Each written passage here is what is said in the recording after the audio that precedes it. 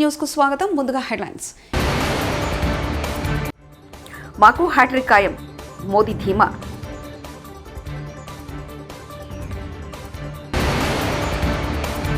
వడ్లు కొనుగోలు సీఎం రేవంత్ సర్కార్ విఫలం, ఏలేటి మహేశ్వర్ రెడ్డి.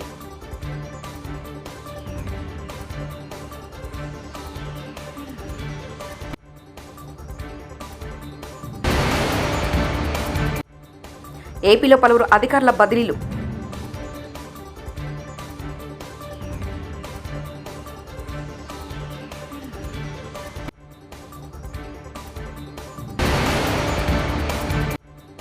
మహారాష్ట్రలోని కొల్హాపూర్ శ్రీ మహాలక్ష్మి ఆలయాన్ని సందర్శించిన చంద్రబాబు, భువనేశ్వర్.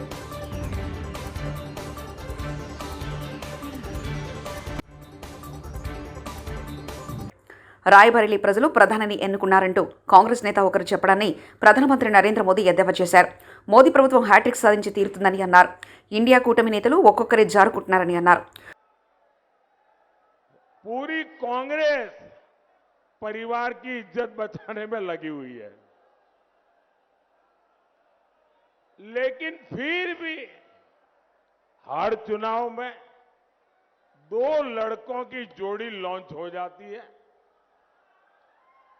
क्योंकि कांग्रेस और सपा दोनों की कुंडली मिलती है, सारे गुण मिलते हैं.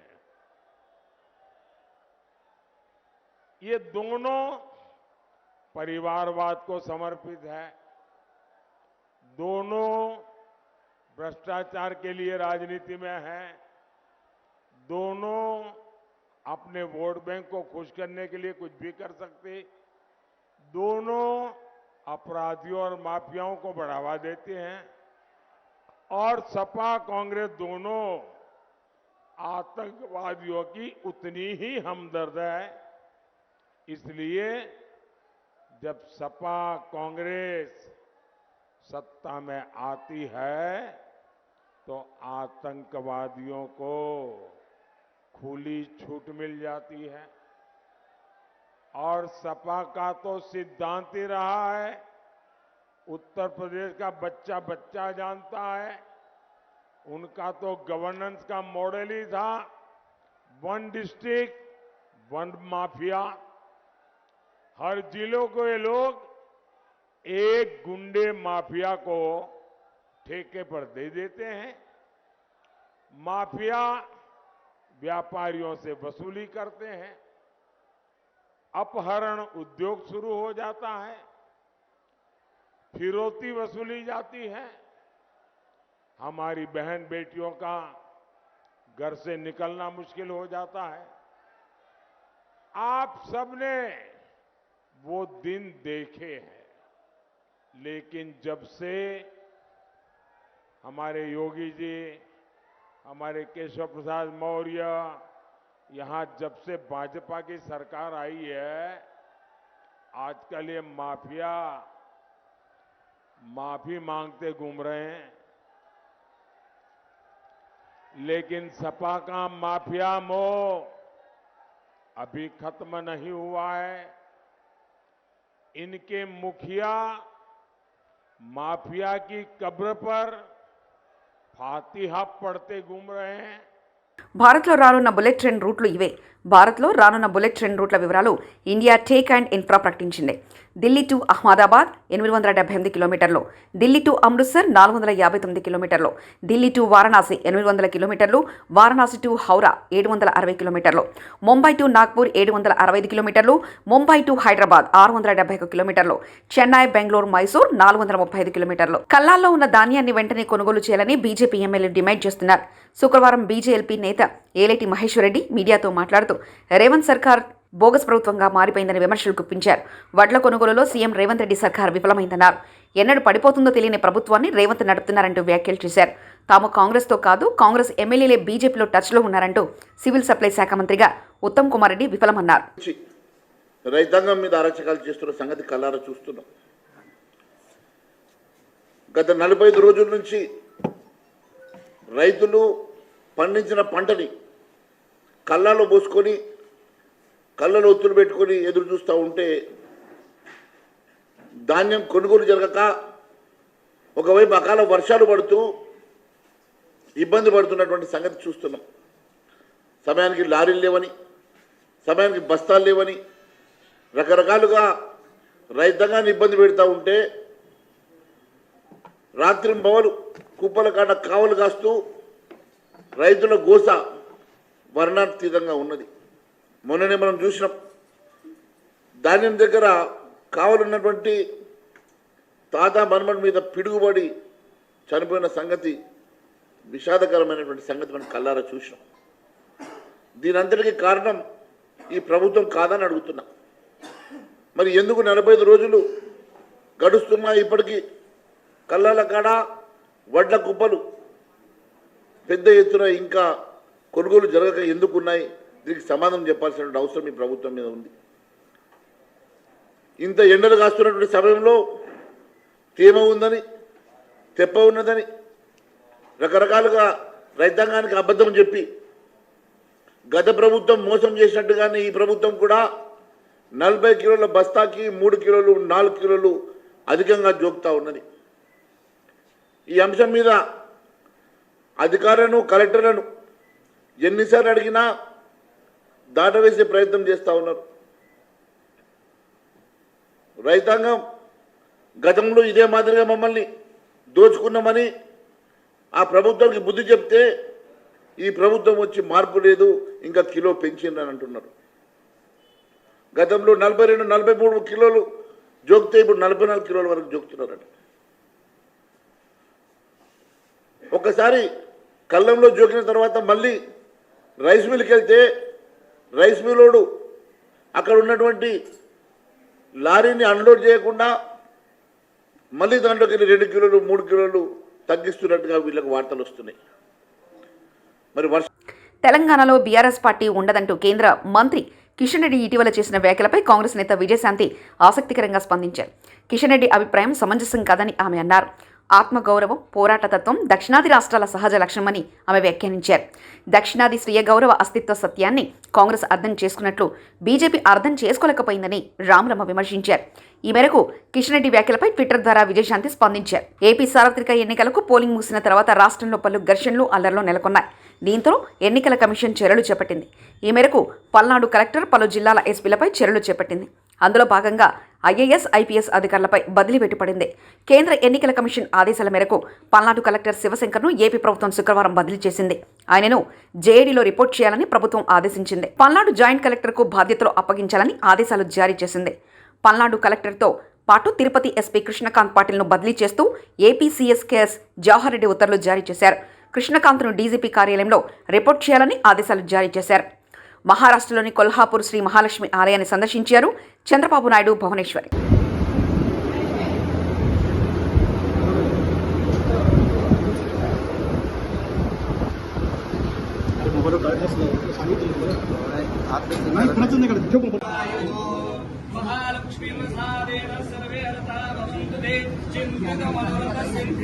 తిరుమలలో శుక్రవారం మధ్యాహ్నం ఎడతెరిపి లేని వర్షం కురిసింది. జోరువాన పడడంతో శ్రీవారి ఆలయ ప్రాంగణం తడిసి ముద్దయింది. స్వామివారి దర్శనానంతరం లడ్డూ విక్రయ కేంద్రాలు గదులకు వెళ్లేందుకు భక్తులు ఇబ్బంది పడ్డారు. తిరుమల తిరుపతి దేవస్థానం ఏర్పాటు చేసిన షెడ్ల వద్ద భక్తులు తలదాచుకున్నారు. దాదాపు 2 గంటల పాటు వర్షం కురవడంతో తిరుమల కొండల్లో మంచు, చల్లని వాతావరణం నెలకొంది.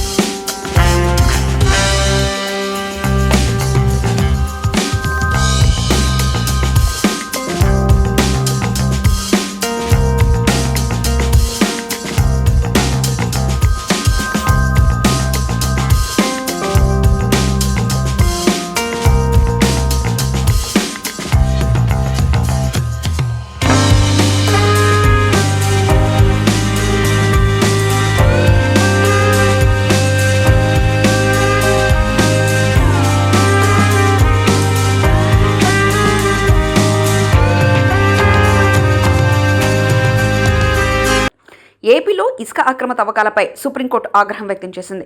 ప్రత్యేక కమిటీలు ఏర్పాటు చేసి కట్టడి చేయాలని ఆదేశించిందని మాజీ మంత్రి నక్కా ఆనందబాబు అన్నారు. శుక్రవారం మీడియాతో మాట్లాడుతూ ఎన్టీజీ ఆదేశించిన ఇసుక తవ్వకాలు ఆగడం లేదని విమర్శించారు. ఇసుకను దోచుకుని తాడేపల్లి ప్యాలెస్కు 40,000 కోట్లు తరలిస్తున్నారని ఆరోపించారు. జీఎండీ పెద్దిరెడ్డి కనుసగంలో ఇసుక దోపిడీ జరుగుతుందని విమర్శించారు. చేపట్టాలని ఆదేశించడం ఆహ్వానించదగ్గ పరిణామం. ఈ కమిటీలో అధికారులు కూడా రాష్ట్ర ప్రభుత్వం ఆధీనంలో కాకుండా, రాష్ట్ర ప్రభుత్వ అధికారులుగా కాకుండా సుప్రీంకోర్టు నియమించిన అధికారులా వ్యవహరించాలని చెప్పి ఆదేశాలు ఇవ్వటం అనేది ప్రభుత్వం సిగ్గుపడాల్సిన అంశం, సిగ్గుతో తలదించుకోవాల్సిన అంశం. ఈరోజు ప్రభుత్వం అంటే ఆపద్ధర్మ ప్రభుత్వం ఉంది. అధికారులుగా సిఎస్ కానీ ఇతర కలెక్టర్లు కానీ వీళ్ళందరూ కూడా సిగ్గుపడాలి ఈ అంశంలో. 2023 మార్చిలోనే ఎన్జిటి రాష్ట్రంలో ఇసుక అక్రమ తవ్వకాలు ఆపాలని చెప్పి ఆర్డర్స్ ఇచ్చింది.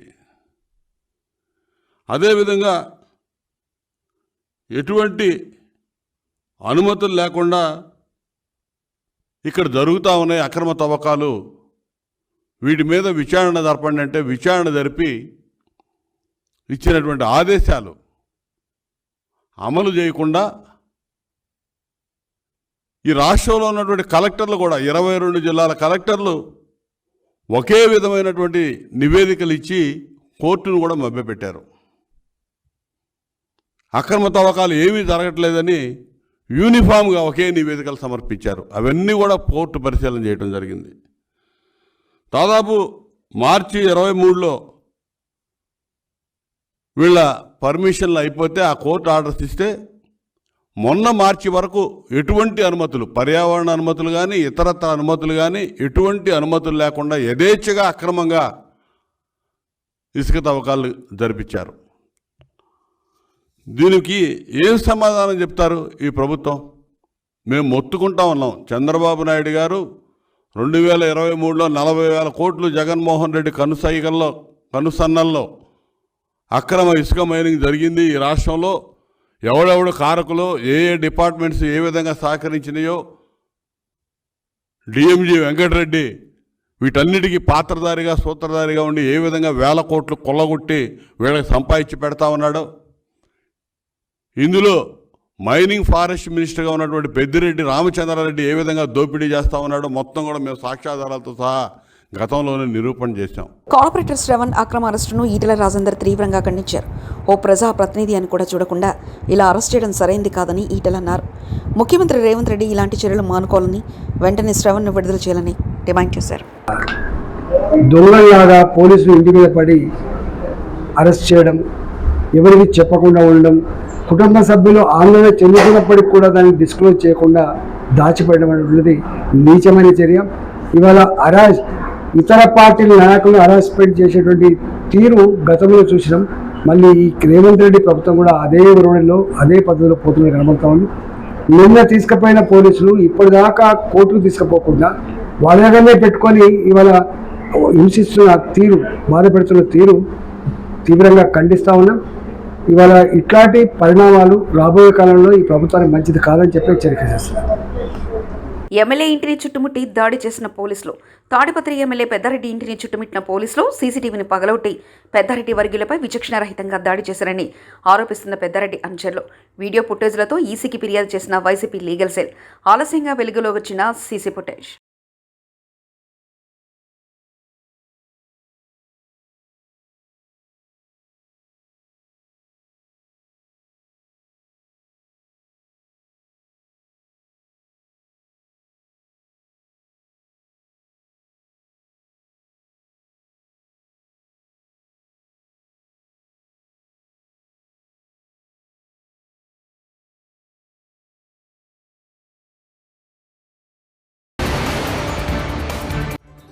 మాకు హ్యాట్రిక్ ఖాయం, మోదీ ధీమా.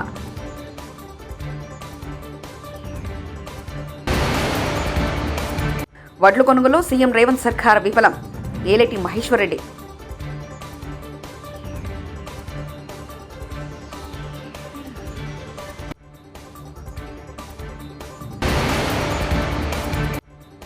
ఏపీలో పలువురు అధికారుల బదిలీలు.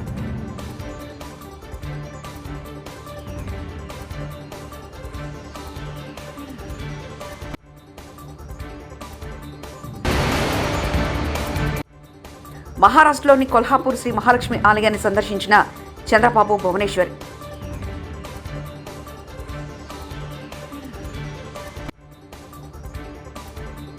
ఇవి బులెటిన్ విశేషాలు.